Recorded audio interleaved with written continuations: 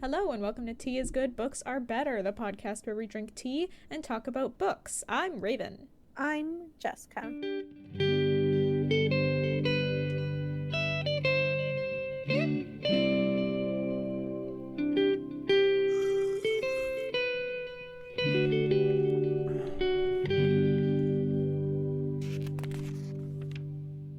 What are we drinking today, Jess? It's gingerbread joy. More Christmas tea. Hell yeah, tis the season. Didn't I tell you to bring some the next time you come over? Did you? I think I did. I've been spacing out so much. Like, Mom told me, I think last week she asked me to buy some gifts for her. Completely spaced until she messaged me today. She's like, did you buy this stuff yet? Aww. Like, nope. And you? Okay. You too? I am doing the chamomile peppermint mix. Oh, how's that? Well, the thing is, I kind of fucked it up. Oh, what? So I was just like in the kitchen making my tea, thinking about Christmas, and by thinking about Christmas, I mean stressing about Christmas. So I was very distracted, and I like took the tea bags out of my tea and threw them away and walked over to the fridge, grabbed the oat milk and poured it in. I am horrified. Blasphemy. I'd have bumped it and started again. Well, so now, yeah, I have oat milk in my herbal tea. What the heck? So it's That is bad. kind of fucking weird right now. Yeah, bad. It doesn't taste bad. It's just Whack. like, this isn't right. That was a lie. It sounds horrible. Yeah, it's not right. Peppermint oat milk. It is not right. So I'm gonna have to try it again next time, or I don't know, man. It's just wrong. I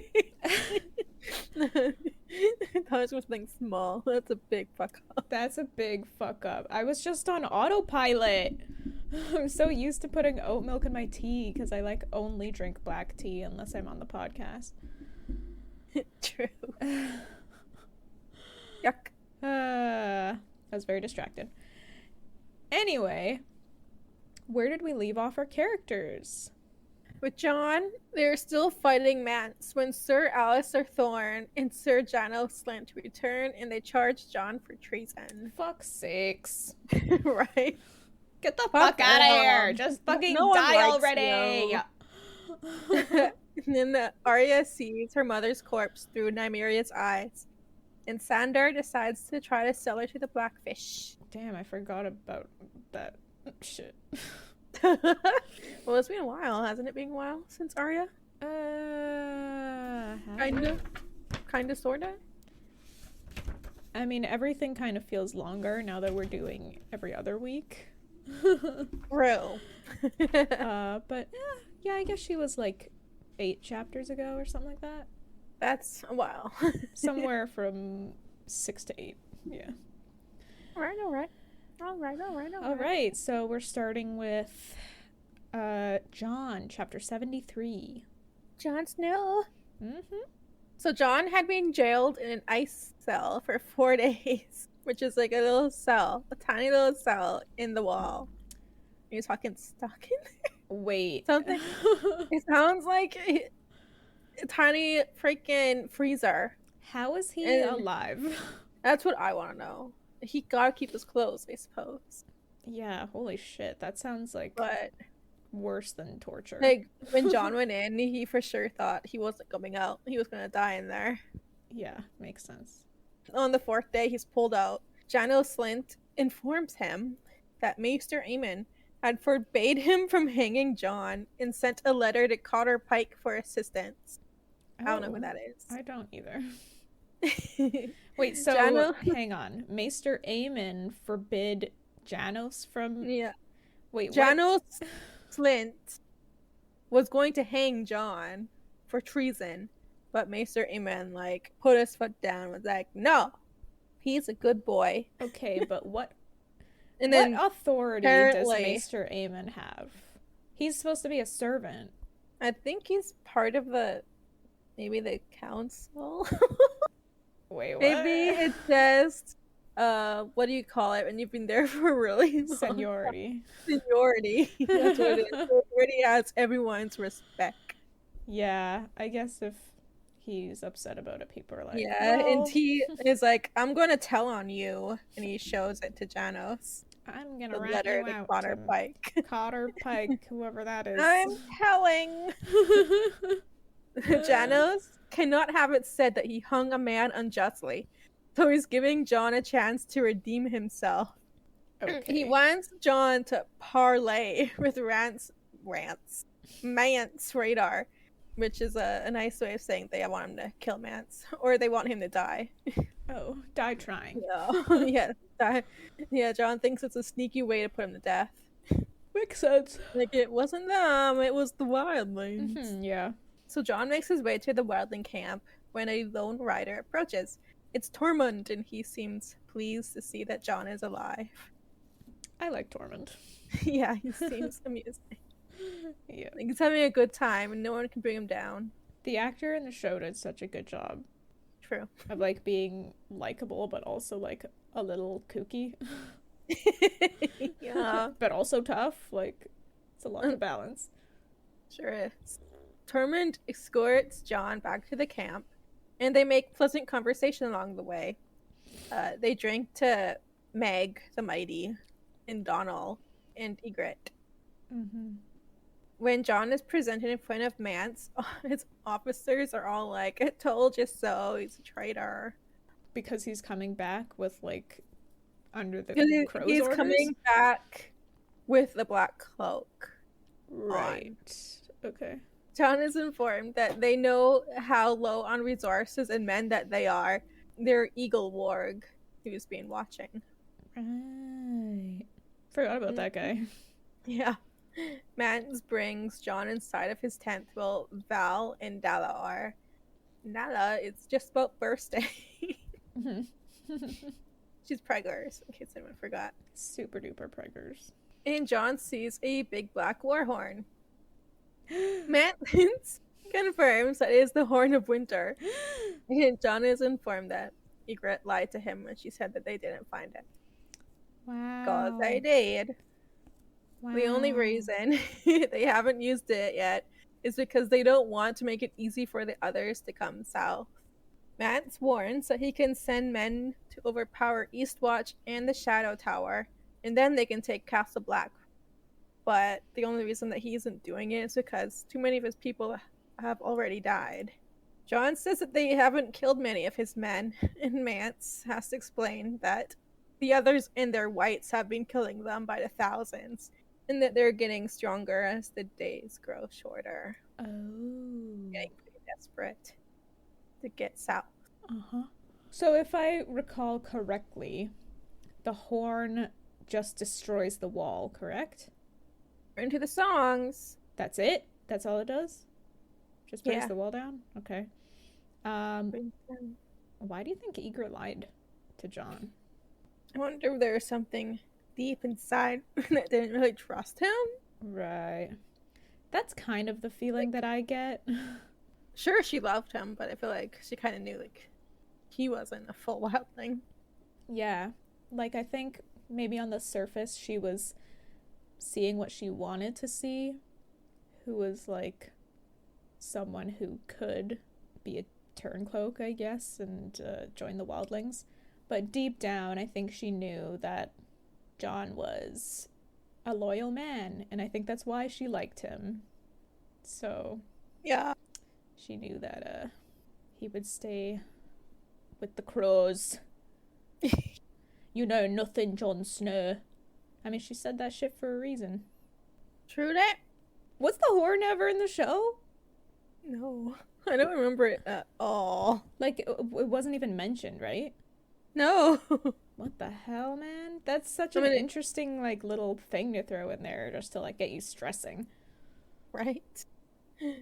Like, anyone could blow this horn. keep our ears open. Oh, when we're watching? Yeah, that's a good idea. Yeah. But I do not recall it. Maybe it was too magical for D&D. I mean, I wouldn't be surprised. It's not even that magical. I mean, you can explain it with, like, it's an audio reverberation. It's just the perfect pitch or some shit. I don't know. Yeah. Why not? They're so annoying. They are. Jon asks if Mance can make the wildlings follow the laws of Westeros, but Mance says that he has no intention of doing so and is planning on having the Horn of Winter blown in 3 days if they do not let his people through. Yeah. So they're gonna, I guess, pillage and rape once they're down there. It's like, we're not gonna follow your laws. Yeah, and like, what exactly is your plan to, if you take down the wall? Like, the reason you want to get to the other side of the wall is because of the White Walkers. So if you take down the wall, you have done nothing to help yourself. Like, what, they think they're gonna make it all the way down to, like, Sunspear? Right? I don't fucking think so. Not with all of the armies. That's just, it's because it's the literal one thing that they have over the Night's Watch. Like, sure, you have numbers, but that means nothing when they have the wall. So it's like the only thing that he has to threaten them with. Even though it wouldn't help him. Yeah. You would think, since Mance is from Westeros, that he would be aware of this stuff.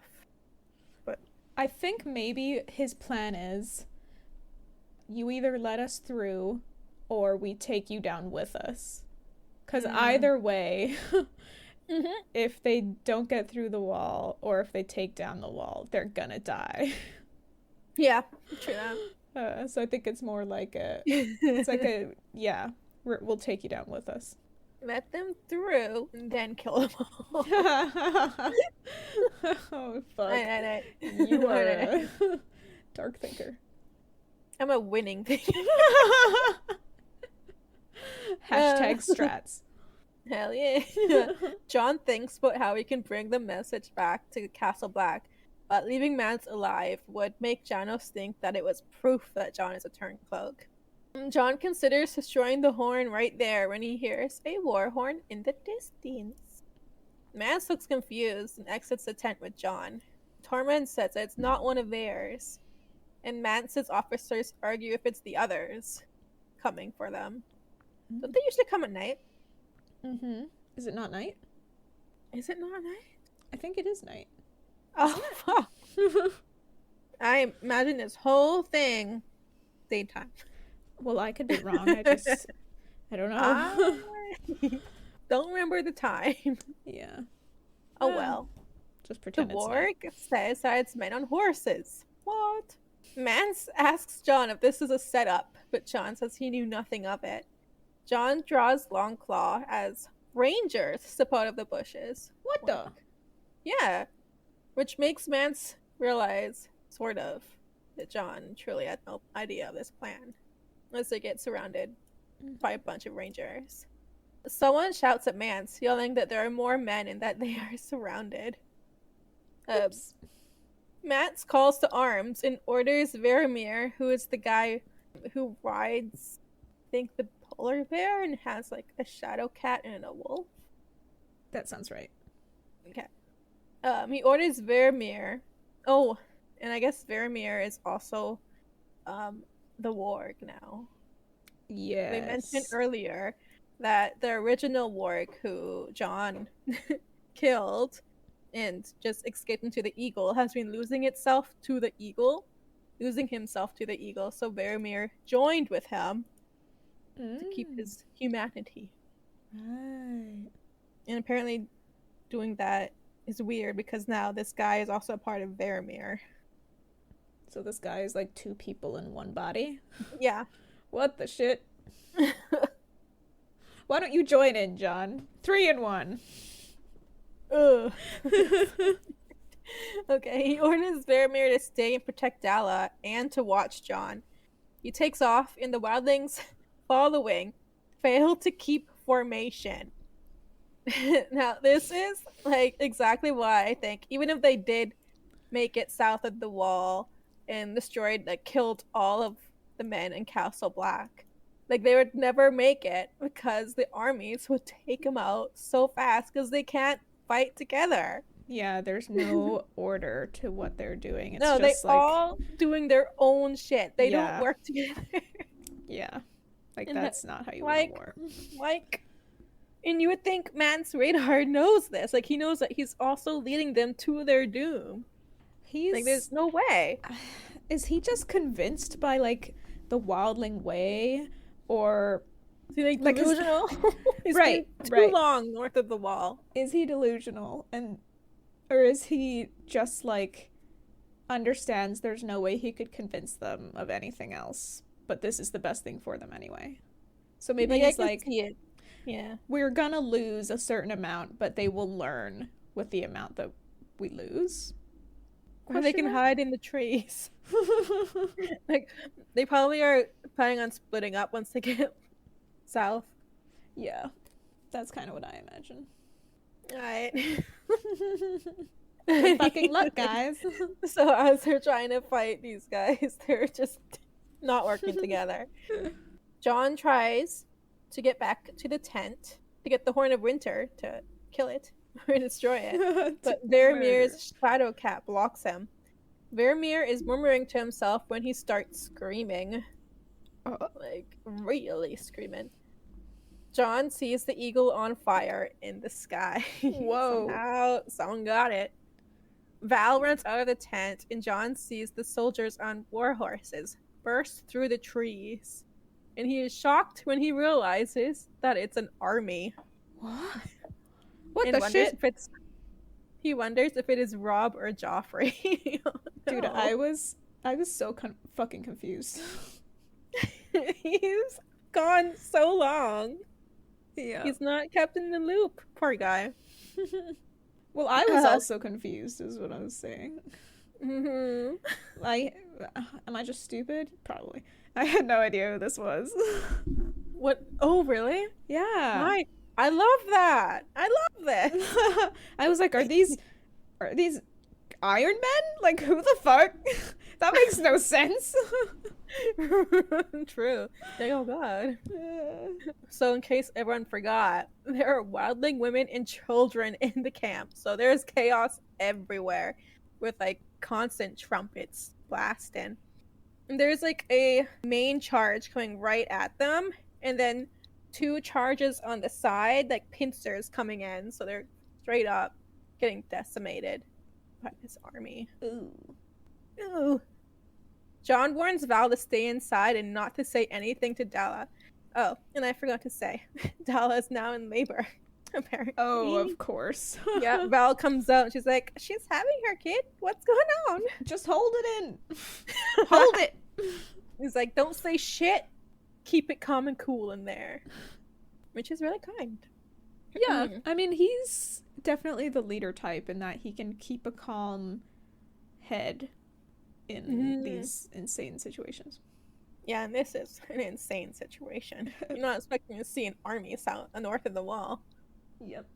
So yeah, the wildlings being decimated. More and more soldiers are riding in, and Jon is seeing banners, and lots of them. He watches as Mance gets overrun and the wildlings begin to scatter. Only the giants on Mammoth stay to fight. Many tents are now on fire, some of the trees are burning. And above them is the largest sigil, a black stag dancing in front of a burning heart. Oh! Around him, the soldiers start chanting, Stannis! Stannis! Stannis! Stannis! That's that chapter. Damn, that was cool. Was cool. I think it was a pretty epic moment in the show. Because it actually showed the pincers coming in. You see like the main front and the pincers, and it's like, I was like, damn! Cool to watch it. Hell yeah. Yeah. Oh my god, it's Stannis. He came north of the wall because of Davos. Yeah, you got that letter. And what's her face? The red woman. I think she has been seeing the darkness coming. And I guess I'm sure she knows that it's not the wildlings, but they're still gonna take them out because I guess they don't. They're a threat to the wall. True. They're also a threat to Westeros. Mm-hmm. They can't come south. The less problems in general, like, just stamp them out when you can. True. And he is that sort. Like, no questions asked. Get rid of them. Indeedy doody. Indeedy doody. Well, that was fun. Pretty cool. Pretty cool. Hey everyone, just a quick aside. We just became affiliates of Buzzsprout, which is the hosting platform we use for our podcast. If you are interested in creating your own podcast, please consider using Buzzsprout. It made it easy to get our podcast on Spotify, Apple Podcasts, and dozens of other streaming platforms. They also provide you with a podcast website, detailed analytics to see how your episodes are performing, and tons of guides on how to improve your listenability.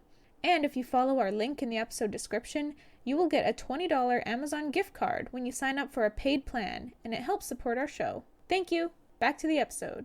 Next we have, Arya! Chapter 74! It's Arya's last chapter. Oh shit. Arya and the Hound arrive at an inn with a woman's skeleton hanging in front. We know this inn. Wait. Which one is it? So, it's the one where Catelyn takes Tyrion hostage. Because the woman is described as having red teeth from chewing on a leaf. And Tyrion later ends up at this inn where he sees her hanging in front. And you recognize her by her red teeth, even though she was all rotted. Oh, so shit. Now she's just a skeleton. Oh, shit. Uh-huh. Damn. It's always like the inn that we keep coming back to. Yeah, this one inn. Mm-hmm. With this body dangling. And there was that one that was, like, right on the river, too. Remember that one? Is that the one that Arya? Yeah. And the gang of merry men? Yes. Yes, it was them. And then Jaime and Brienne had been there. Oh, yeah! Well. Like, they just missed each other. Yeah, exactly. Poor Brienne. Tough luck.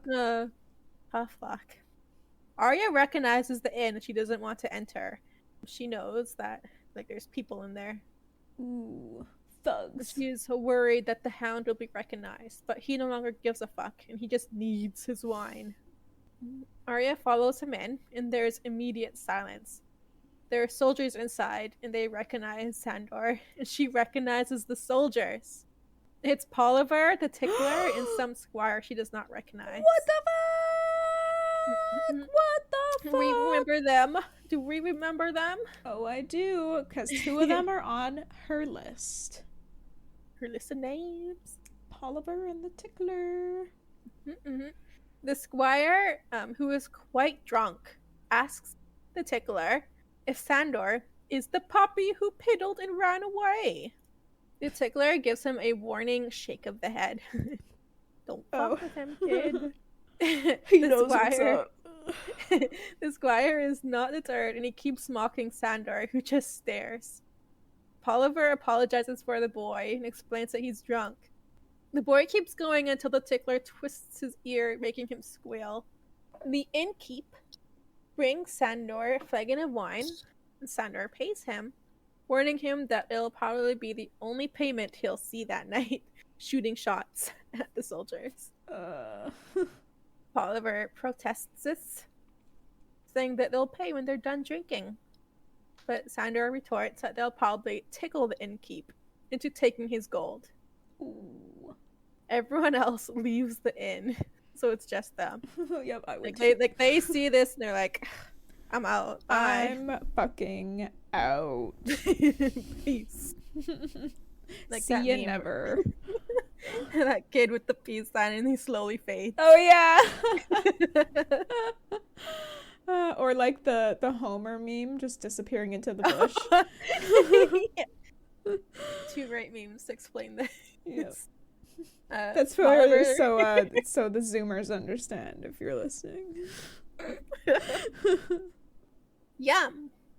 What? That's some good tea. Oh, hang on. Oh. That's some whack-ass tea. I bet. I don't envy you. I regret everything. It's so whack. Polliver tells the Hound that Sir Gregor has returned to King's Landing and that Joffrey had been murdered. And while he is talking, Arya notices needle on his hip. And she just like zooms in on that. Not physically, with her eyes. She just walks forward staring at it wide-eyed. She's nose to nose with it. Enhance! Yup. Polliver tells him that it was the imp and his wife Sansa who killed the king. Arya doesn't believe him because Sansa would never marry the imp. Oh. Cute. So sweet. Polliver continues to update the Hound on the happenings. Sandor is pleased when he learns of Sansa's disappearance. He's like, good for her. He finds it hilarious that Arya had been found and is being sold to Ramsay Bolton. Did you say Ramsay? I said Ramsay. Ramsay Bolton. Ramsay Bolton. Mm-hmm. Yeah. He gave Arya a little look. Oh, a little side eye. Mm-hmm. He asks if there are ships at the salt pans. Which Tickler is like, I don't fucking know. Fuck. Or Polliver. One of them. The Tickler says that Sandor should say goodbye to his brother before leaving Westeros. And Sandor is like, fuck that. The heck? Why would I do that? The Tickler goes to rub the back of his neck and then BAM! Swords are drawn and they're fighting. Just like that. Okay, why did he apologize for the squire's behavior when he was just gonna pick a fight anyway? Right? They're like, oh, right. I have my duty to Sir Gregor. He scares me. Let's take him. I mean, they thought they might be able to convince him to go to Sir Gregor. Somehow. Brotherly love. Maybe they were, like, scared of Sandor, so they didn't want to mess with him, but then they just realized that they were more scared of the mountain. That's probably it. Well, he is scary. Which one? The mountain. True. But isn't he, like, fucked up right now? They don't know that. Oh, I guess not. I think they probably could be at hush hush. Cersei likes her. Right. Fighter. Her monster on a chain. True that. The squire drunkenly tries to pull his sword out of the thing. Of the thing. The sheath? Yeah! But Arya checks her cup at him and hits him in the face, knocking him on his bum. Polliver is pushing Sandor back, and Arya realizes that Sandor is drunk because he's not fighting very good. Oopsie.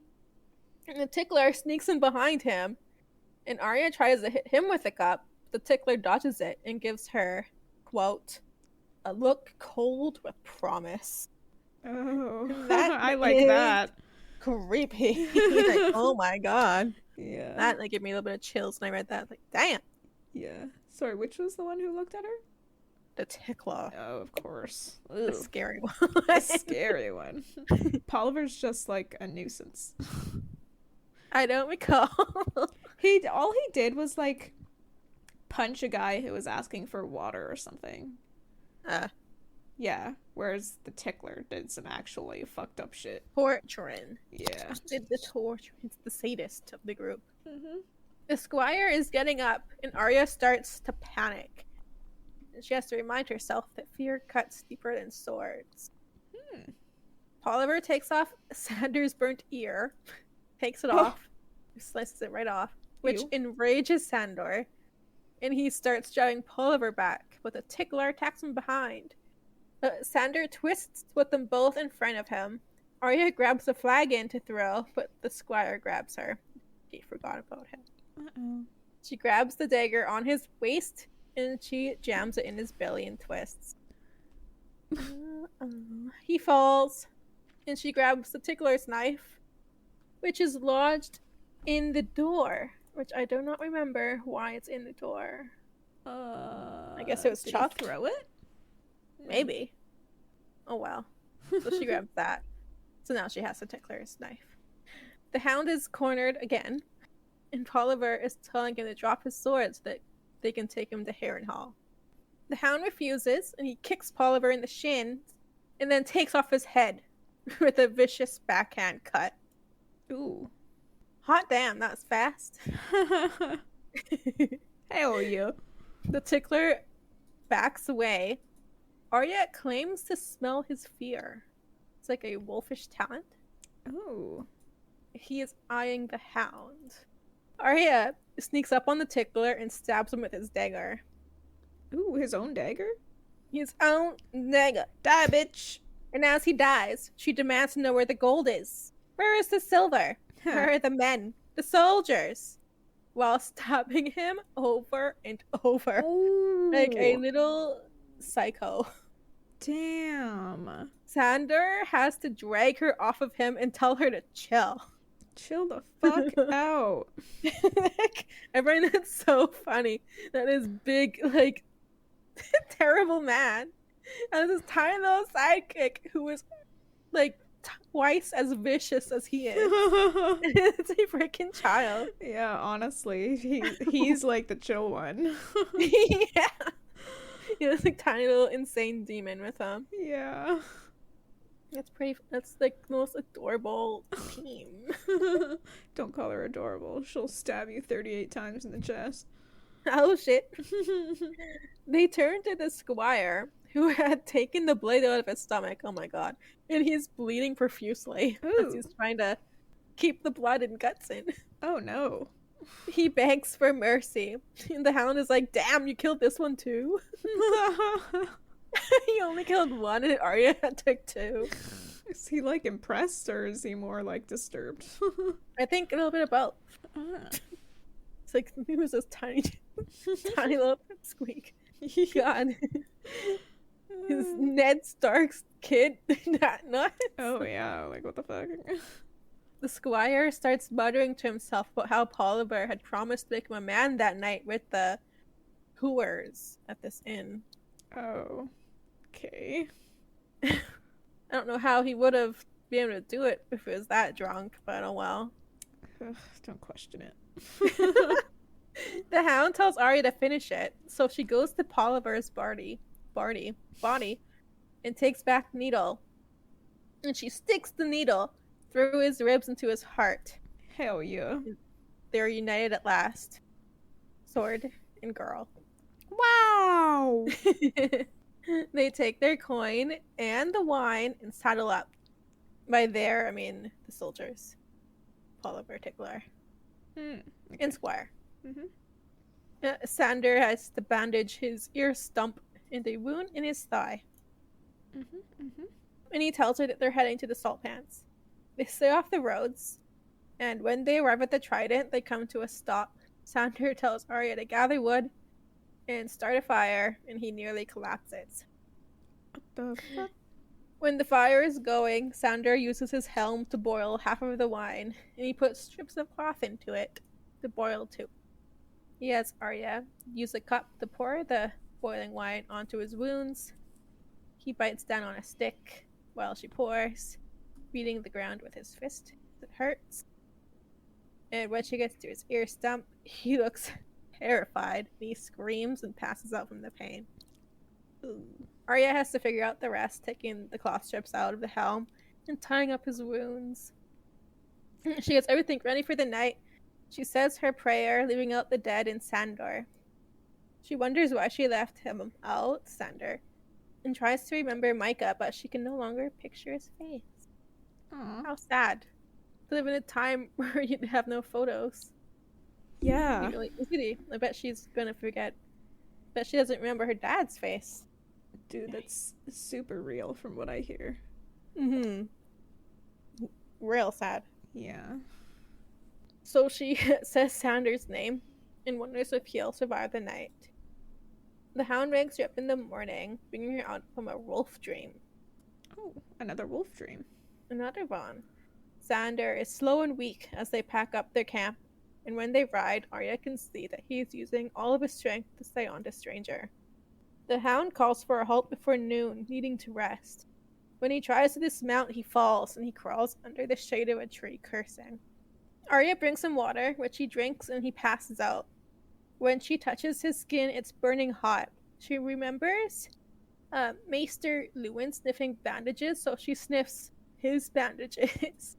Ooh. And the bandage covering his thigh smells funny. Uh-oh. Spaghetti-o. She wonders how far the salt pans are and considers leaving him to die, but thinks that it might be better to kill him herself. She draws a needle and approaches him. Sandor's eyes open, and he asks if she remembers where the heart is. Arya is stunned, but he urges her on. Kill me. Kill me. When she hesitates, he reminds her that he killed Mycah. He starts sobbing. Dude, what? Yup, he is sobbing. He's, like, I guess, real delirious from the fever. What the fuck? And he tells her that he stood aside while Sansa was beaten, and how he forced a song from her, and how he had intended to rape her that night. He left. Okay, so he's just lying through his teeth because he wants her to kill him. Yeah, he's like, fucking kill me. Well, God, he's fucking sobbing. Jesus. Yeah. Ooh. I cannot imagine him, but I remember that episode. Anyways. Yeah. He asks if she wants him to beg, and tells her to give him his mercy. Arya backs away and says that he doesn't deserve the gift of mercy, and she mounts Craven. The Hound tells her that a real wolf would finish a wounded animal, and she wonders if real wolves are going to find him, and then he will learn what wolves did to dogs. And she rides away without looking back. Badass. 6 days later. 6 days later. Arya arrives at a small town on the ocean, and she wonders if this is the salt pans. She sees 3 ships docked, 2 river galleys, and a big trading ship. And then she angrily thinks and kicks herself about how she left behind all the coin with Sandor. Fool! Fool of a took! God damn it! And she might have it if she only killed him. God damn it, making all these mistakes. Girl! Arya brings Craven to the woman who owns the stables, and she likes Craven right away. However, the woman tells Arya that she knows that she stole it, so she will only pay a small price, and Arya will accept it, or she's going to rat Arya out to the guards. Rude. Yup. Arya is given a pitifully small purse, and when she tries to charge for the saddle and bridle, the woman only laughs at her. Bridle. Ah. Sounds about right. She barely thinks that she never would have cheated the Hound and walks to the docks. I would have done that to the Hound. Honey, well, you're too not bad. the You're so cute. You're tiny. Adorable. She doesn't know how psycho you are. But she could. She approaches the trading ship and demands to see the captain. The captain treats with her, and Arya gives him all of her coin and asks to be brought to Eastwatch on the wall. She knows that the coin is not enough, though, and offers to sleep wherever and to do chores as well. The captain kindly gives her back her coin and tells her that they will not sail north, that there is nothing there but war and pirates, and tells her to go back home. Arya thinks that she doesn't have a home or pack. She asks what the ship is, and the captain tells her that the ship is the Titan's daughter of the free city of Davos. Arya immediately remembers, says she has something else, and fishes in her small clothes. Ew! Wait, what? And she fishes in her small clothes. Is that just her undies? Yeah! Oh. Just as whack as girls pulling money out of their sweaty bras.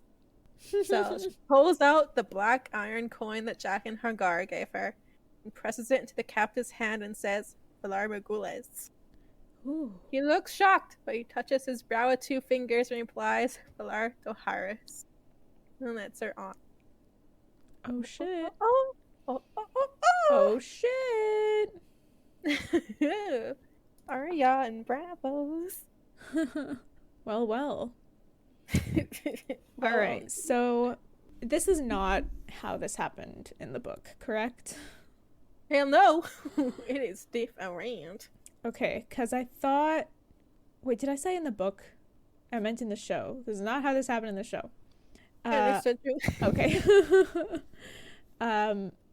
In the show, doesn't Brienne find them and then she gets into a fight with the Hound and that's how he ends up injured? Brienne kicks his ass. Right, so do they meet Polliver and Tickler in an inn at all? They do, but they kill them pretty effortlessly. Oh, okay, so he just doesn't really get hurt in that situation. No. I guess they thought it'd be cool for Brienne to take out the Hound. I mean, alright. It's not cool. And, exciting that Arya got Needle back. Hell yeah. And it's pretty fun. And it's pretty excited that she was going to Bravos, so the next book will be pretty cool. Her chapters will be dope. I feel like the next book is going to be a trip. Like, there's going to be so much different. Yeah, it's building up. It's building up. Yeah. This is book 3, right? Yes. I also thought it was interesting how Arya was, like, forgetting about Mycah and also kind of realizing that their friendship was a child's friendship and not really anything more. Like, she only knew him for such a short amount of time. And that all they ever did was play swords together. Yeah. She's recognizing that it wasn't a true friendship. Mm-hmm. It'd be in like what her time spent with the Hound, I guess, been longer. Yeah. And their relationship is stronger, sort of, than what she had with Mycah. Yeah. I wonder if that's why she was like, why did I forget to add him to my prayer? I think she's just like... I've got, like, the doo-doo brain now again. Understandable. I think she's just matured a lot ever since she used to play swords with Mycah. Yeah. So I think she's been out there. Oh, yeah. But she looks back now, I think, with, like, this new perspective, and she's like, I don't know, it just meant so much to her at the time, and maybe now she's just, like, a little bit lost emotionally. She does seem to have some concern for the Hound's safety. She's, like, caring for him, and sure, she leaves him there, quote unquote, to die, but part of me feels like it wasn't just to, like, make him have to suffer, but also because she didn't want to kill him. True. Though I also think in the end, she was worried that if the Hound died, then she'd be next. Like, he's like her only lifeline in these situations. True. She knows what the Tickler and Polliver are capable of. Yep. Unfortunately, for such a young girl. But yeah, I do feel like she does, even though she doesn't like it, she kind of likes the Hound, sort of. Not like. She respects or has some him? sort of like partnership with him. Yeah. Indeed. Which I think is cute. I love that team. It was my favorite team. They're both like a little bit toxic, like a little bit fucked up. Dynamic duo. It's monster man and tiny little girl. It's the girl who's dangerous. Mm-hmm. Very true. And then something that I noticed that I don't know if it means anything, but the ship was called the Titan's Daughter, right? Yeah. Okay, so This probably doesn't mean anything, but I picked up on it that Littlefinger's father's shield on the fingers had a Titan head on it. Huh. And I don't really remember the story of that shield, but I think he did tell Sansa. Do you remember at all? I think so Bravos, there's like a port with an entryway with a giant Titan standing over it to protect Bravos. Mm-hmm. Symbolically, and I believe Peter's father, you said? Yes. Came from Bravos. Okay, so that makes sense then. So the Titan was to remind him of his home city. And the Titan's daughter, I guess because ships are all female. Yeah, yeah. And they come from the Titan's protection, I suppose. Yeah, that's probably where it was like built, or where it where it docks, or whatever the word for that is. From Bravos. Yeah, they're all from the Titan. Yeah, okay, makes sense. And then the coin. So I feel like the meaning behind the coin to me has always been a bit abstract. Yeah. So yeah, I guess I was wondering if you have any kind of more solid ideas about what it might represent, or if it's still just like pretty up in the air for you. Either they know that this coin is that of the Faceless Men, or the Faceless Man is a part of like some high society in Bravos that uses this coin to get around. That's my theory. Okay, so either way, you think it's connected to just the Faceless Men in general. Or there's a secret high society in Bravos that uses this coin. Or is it secret? Who knows? Well, it's not so secret if everyone recognizes what the coin high means. Society in Bravos, or a sort of society in Bravos, that uses this coin as a get out of jail free card. Or to, like, get to do things with each other. We're like, oh, brethren, yes, come with me. I'll look after you. So it's like a status symbol. Or a clan thing. Like, oh, Bravos. We help each other out. Okay. Gotcha. A bit of nationalism. Sure. Okay, and then there was one more thing a lot earlier on. I think Polliver and the Tickler were at one point talking about they were just having a conversation while like the Hound was getting his drink, and Arya overheard them talking about Riverrun, and basically the situation there is the Blackfish is currently holding Riverrun, and right now they're trying to do like a trade, Riverrun for Edmure's life, I think. Yeah. So what do you think is the smart move here? If you were the Blackfish, what would you do? Because if you gave them Riverrun, then Riverrun is gone. It's no longer held by the Tullys. The Tullys are wiped from existence. Their Edmure will most likely be killed or put to death. Or if he does keep it, then I doubt he'll keep it until he puts his son in the Frey girl's belly. Then he'll be put to death. Because they can't keep no Tullys alive. Well, they always could like kind of take over the whole castle, and so Edmure would really just be a symbol.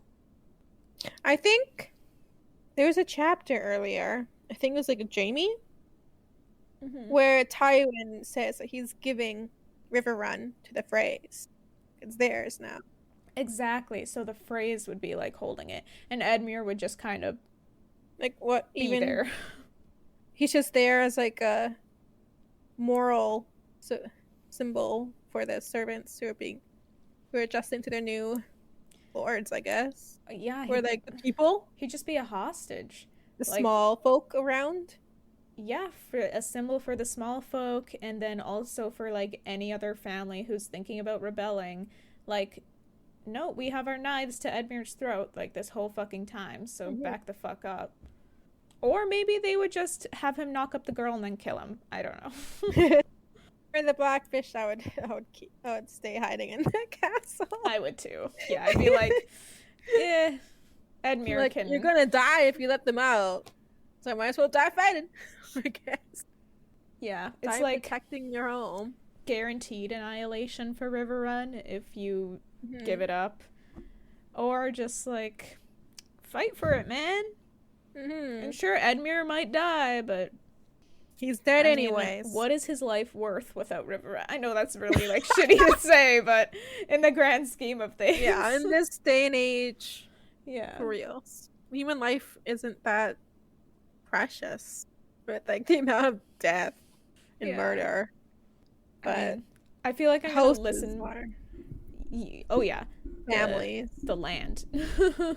Yeah. The holds. But I feel like I'm gonna listen back to this later and realize I've forgotten something super important. So maybe if I do, I'll cut it in, but but yeah, I'm kind of thinking, I'm leaning towards the same thing, that just don't give up Riverrun. Hold on. I don't think he would. Like, the Blackfish seems pretty stubborn. Yeah. It's known for being stubborn, eh? He is the Blackfish. Or the black sheep. Yeah. Anyway, yeah. Farewell, Arya. Until the next book. Yeah, we've got a goodbye Arya. We've got a... Do we have more Jons still? We have 2 more Jons. Oh, damn. Okay. So it's a goodbye Arya. Fare thee well. Who else are we done with? Dany, Jaime. Yep. Catelyn. Obviously. She died. She died. I will just tell you who we do have left. Sam. 2 chapters. 1 Tyrion and 1 Sansa. There's another Tyrion? Oh, that surprises me. 1 more Tyrion. Oh, exciting. And then the epilogue. Dun, dun, dun. Dun, dun, dun. Oh, wait, I'm dumb. I've already read that Tyrion chapter. Whoa. All right, well, that's going to be it for this episode. If you want more of the podcast, please follow us on Instagram. You can follow the podcast at TIGBAB Podcast or follow us individually. My handle is Crimby and Jess's is just.egan24. You can also find us on Facebook. Just search TIGBAB Podcast or Tea is Good, Books Are Better and we will show up there. Also, please subscribe to our good friend Bahrami on YouTube. He's the one who made our jingle, which you heard at the start of the episode, and he makes some really cool music. That's Bahram. You can also find him on Spotify as Bahrambient. That's Bahrambient. And please check us out on Patreon, patreon.com/teaisgoodbooksarebetter. We have a few different tea-themed tiers with fun rewards, including outtakes, BTS stuff, and mini episodes in which we force our brother to watch Game of Thrones, which he absolutely hates. So it makes for some fun discussions/arguments. Finally, if you would be willing to share the podcast with your family and your friends, it would be a huge help to us to grow the podcast. Thank you so much. Who do we got next time? Sam! Okay. Jon. You clipped the audio there. Oh, shit. Samuel and Jon. Sam and Jon. Ooh, what the fuck's gonna happen with Jon and Stannis? Exactly. What does Stannis want? And what's he gonna do? And Jon's gonna come face to face with the Red Woman, maybe? Hopefully Stannis squishes Sir Alistair and Sir Janos. Oh, fuck please. those guys. Just get them out of there. Just behead them for... Make up a reason. I don't care. Yeah, get them the fuck out. Fuck these guys. And then Sam, the last time we saw him, he was like taking Bran north or something, right? He was leading the way. Oh, we're done with Bran. Oh yeah. He was leading the way north of the wall, through the wall. Right. Like, just showing them. Handing them over to cold hands. All right. So that's going to be a next time. Thanks for listening. Bye-bye. Bye.